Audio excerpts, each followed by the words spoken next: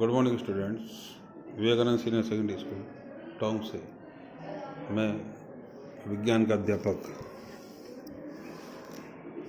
कक्षा 7 के अंतर्गत चैप्टर चल रहा है हमारा पादप में जनन, पेज नंबर 141 से 47 के बीच में, जिसके अंतर्गत हम आज पढ़ने जा रहे हैं निषेचन।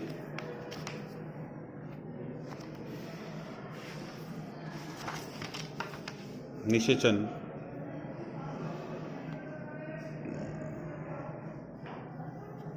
नर तथा मादा युगांकों के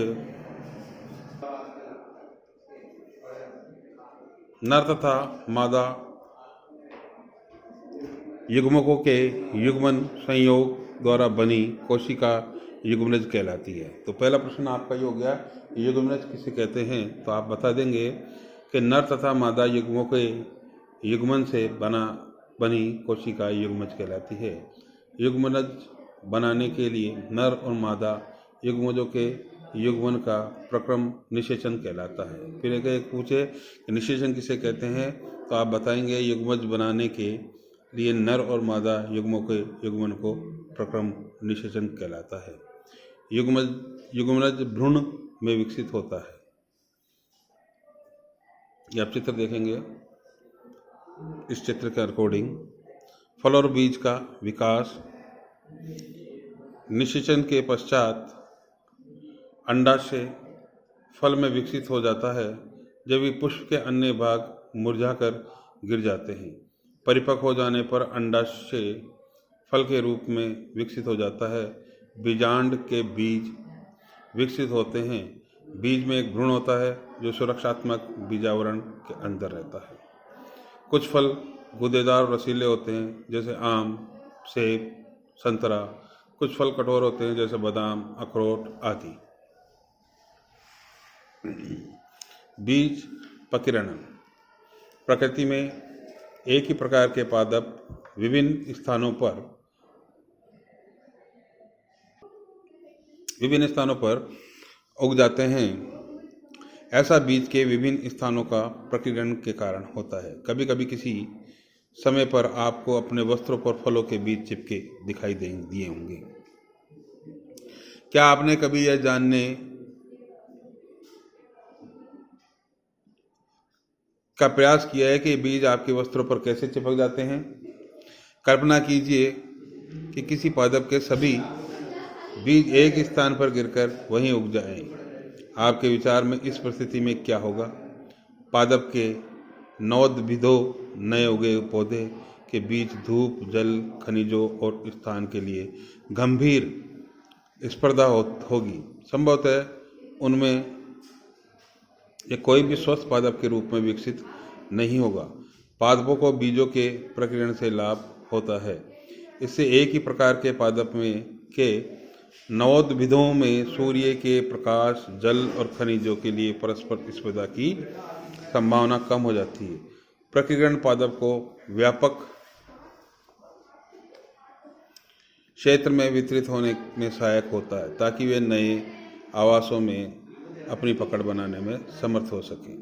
प्रकृति में पादप के फलों और बीजों का प्रकीर्णन पवन, जल और जंतुओं द्वारा होता है। सहीजन, डोमेस्टिक तथा द्विफल मेपिल जैसे पादप के पंखयुक्त बीज, घासों के हल्के बीज अथवा आँख, मदार के रोमयुक्त बीज और सूरजमुखी के रोमयुक्त फल पवन के साथ उड़कर के सुदूर स्थानों तक चले जाते हैं। कुछ बीज जल द्वारा प्रकीर्णित होते हैं। ऐसे बीजों अथवा फल के आवरण स्पंजी तथा तंतुमय होते हैं, ताकि ये जल में पोलन तैरते करते हुए एक स्थान से दूसरे स्थान तक जा सके। उदाहरण के लिए नारियल।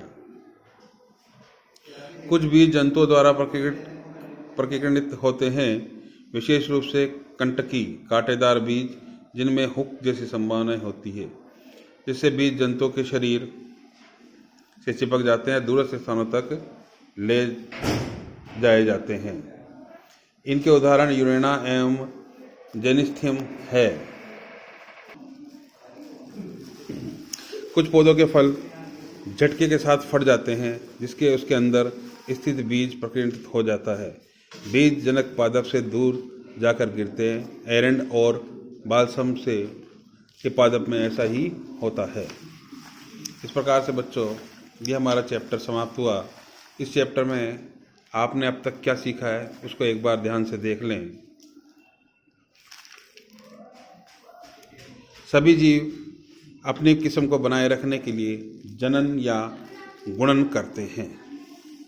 पादप में जनन दो प्रकार के होते हैं, अलैंगिक और लैंगिक। दो प्रकार के जनन होते हैं। अलैंगिक जनन के लिए कुछ विधियां खंडन, मुकुलन, बीजाणु निर्माण और कायिक प्रवर्धन है। लैंगिक जनन में नर और मादा युग्मों का युग्मन है। कायिक प्रबंधन में पत्तियां, तना, मूल जैसे कायिक भागों में से नए पादप उगाए जाते हैं। पुष्प पादप का जनन अंग है। एक लिंगी पुष्प में या तो नर अथवा मादा जनन अंग होते हैं। द्विलिंगी पुष्प में नर और मादा जनन अंग दोनों ही होते हैं। नर युग्मक परागकणों के अंदर और मादा युग्मक बीजांड के में पाए जाते हैं। किसी पुष्प के परागकोश से उसी पुष्प अथवा किसी अन्य पुष्प के वतिक्राग्र तक परागकणों के स्थानांतरण का प्रक्रम परागण कहलाता है। आपसे पूछा जाए परागण किसे कहते हैं तो आपको इसका जवाब देना है। परागण दो प्रकार का होता है, स्वपरागण, परपरागण। स्वपरागण में परागकोश से उसी पुष्प के वर्तिकाग्र पर स्थापित होता है। परपरागण में परागकण एक पुष्प के परागकोश से उसी प्रकार के दूसरे पुष्प के वर्तिकाग्र पर स्थानांतरित होते हैं। परागण पवन, जल और कीटों के द्वारा हो जाता है। नर और मादा युग्मों का युग्मज विशेषण कहलाता है। निषेचित अंड युग्मज कहलाता है। युग्मज का विकास भ्रूण में होता है। फल एक परिपक्व अंडाशय है, जबकि बीजांड बीज में विकसित होता है। बीज में विकासशील भ्रूण होता है। बीजों का प्रकीर्णन पवन, जल अथवा जंतुओं के द्वारा होता है। जब बीज प्रकरण एक ही स्थान पर पादप की अधिक संख्या में वृद्धि को रोकने, सूर्य के प्रकाश, जल और खनिजों के लिए स्पर्धा को कम करने और नए आवासों के अधिग्रहण में सहायक होता है। इस प्रकार बच्चों हमारा चैप्टर समाप्त हुआ। आपको क्वेश्चन नंबर 1 से लेकर के क्वेश्चन नंबर 8 तक जो आपके अभ्यास किताब के अंदर दिए गए हैं उन्हें आपको करना है। अभी नए चैप्टर में हम फिर शुरुआत करने जा रहे हैं। बच्चों अब हम नया चैप्टर गति एवं समय पेज नंबर 152 पर स्टार्ट करने जा रहे हैं। ध्यान दें, हम अकॉर्डिंग द सिलेबस चल रहे हैं। जो सिलेबस में हमारे है उसी के अनुरूप आपको पढ़ाया जा रहा है। पेज नंबर 152 पर है गति एवं समय। इसको आज हम प्रारंभ करने जा रहे हैं। कक्षा 6 में आपने विभिन्न प्रकार की गतियों के बारे में पढ़ा था। आपने यह पढ़ा था कि किसी वस्तु की गति किसी सरल रेखा के अनुदिशित, वृत्ताकार अथवा आवर्ती हो सकती है। क्या आपको ये 3 प्रकार की गतियां याद है? मंद अथवा तीव्र गति। हम जानते हैं कि कुछ वाहन अन्य वाहनों की तुलना में अधिक तीव्र गति करते हैं तथा यहाँ तक कि एक ही वाहन विभिन्न समय पर तीव्र अथवा मंद गति करता है। सरल रेखीय पथ से अनुदिशित गति करने वाली 10 वस्तुओं की सूची बनाइए। इन वस्तुओं की गति को वर्गों मंद तथा तीव्र में बांटिए। आपने ये कैसे निश्चित किया कि कौन सी वस्तु मंद गति कर रही है और कौन सी तीव्र गति कर रही है?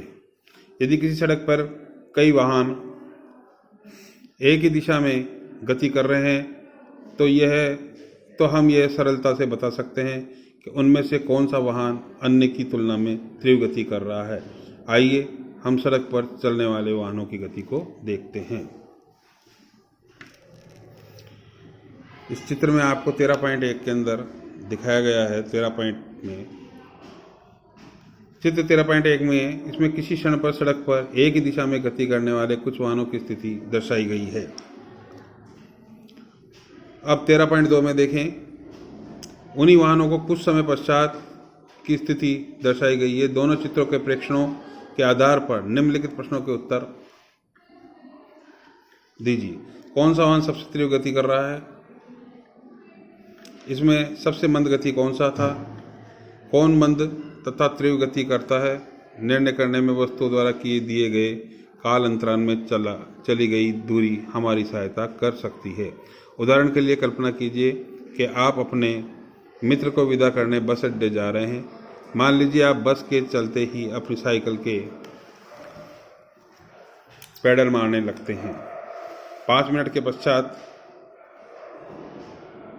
आपके द्वारा चली गई दूरी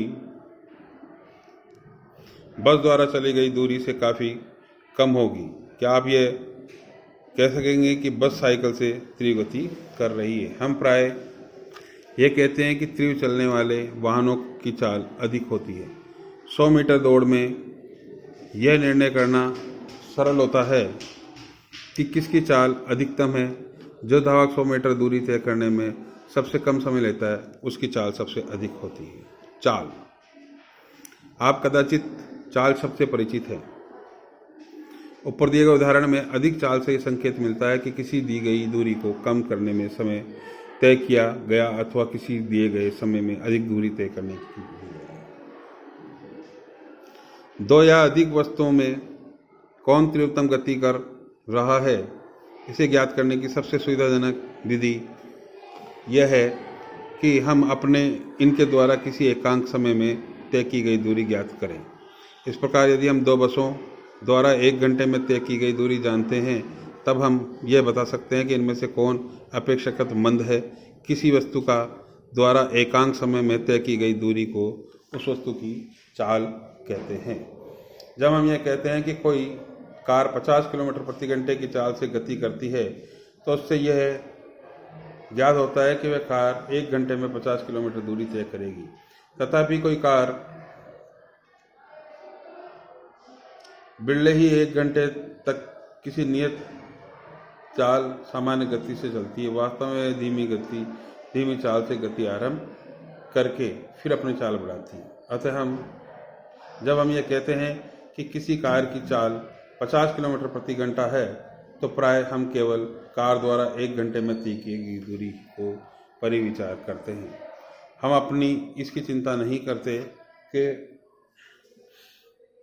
इस 1 घंटे की अवधि में कार नियत चाल चलती रही अथवा नहीं। वास्तव में यहाँ परिकलित की गई कार की औसत चाल, इस पुस्तक में हम औसत चाल के लिए चाल शब्द का ही इस्तेमाल करेंगे।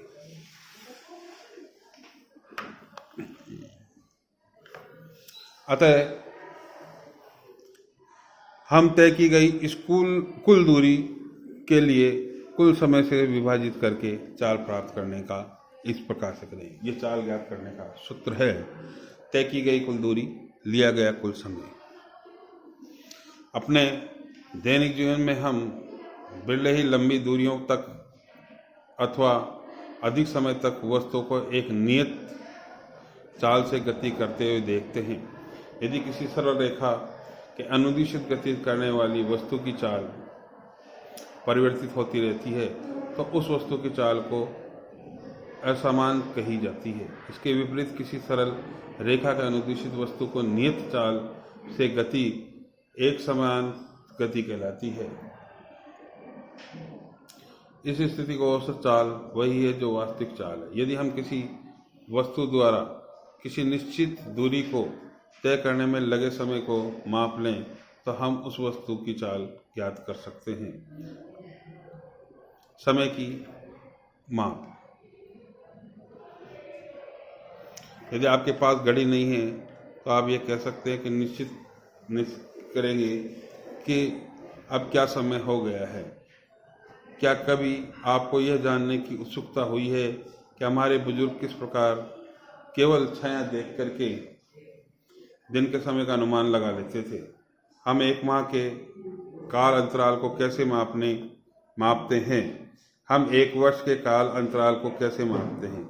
समय की माप से हमारा तात्पर्य काल अंतराल की माप से है। बोलचाल में जब हम समय मापने के लिए किसी घड़ी के उपयोग के बारे में चर्चा करते हैं तो हमारा अभिप्राय काल अंतराल का मापन ही होता है।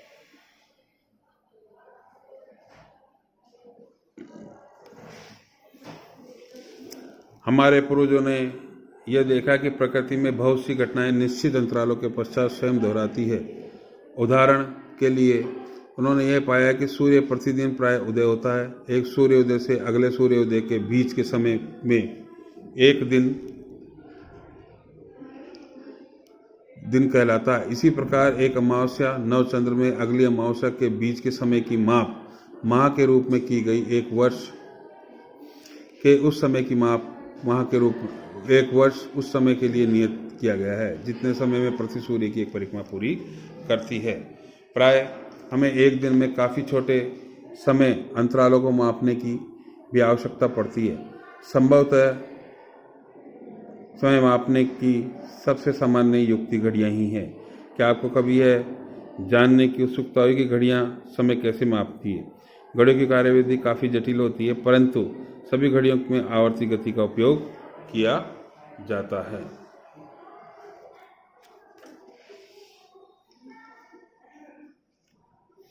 आवर्ती गति एक चिरपरिचित उदाहरण सरल लोलक है।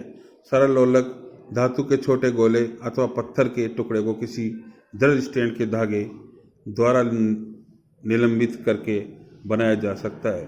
धातु के गोले को लोलक या गोलक कहते हैं। लोलक को अपनी माध्यम स्थिति पर विराम अवस्था में दर्शाया गया है। जब लोलक के गोले को धीरे से एक ओर ले जाकर के मुक्त करते हैं तो यह इधर उधर गति करना प्रारंभ कर देता है। सरल लोलक की यह गति आवर्ती या दोलन गति का उदाहरण है। जब लोलक का गोलक अपनी माध्य स्थिति ओ से आरंभ करके ए तत्पर फिर ए से बी तक और बी से वापस ओ पर आता है तो यह कहा जाता है कि लोलक ने एक दोलन पूरा कर लिया है। लोलक जब भी एक दोलन पूरा करता है तब इसका गोलक एक चरम स्थिति ए से दूसरी चरम स्थिति बी पर वापस एक पर आ जाता है। सरल लोलक एक दोलन पूरा करने में जितना समय लगता है उसे सरल लोलक का आवर्तकाल कहते हैं।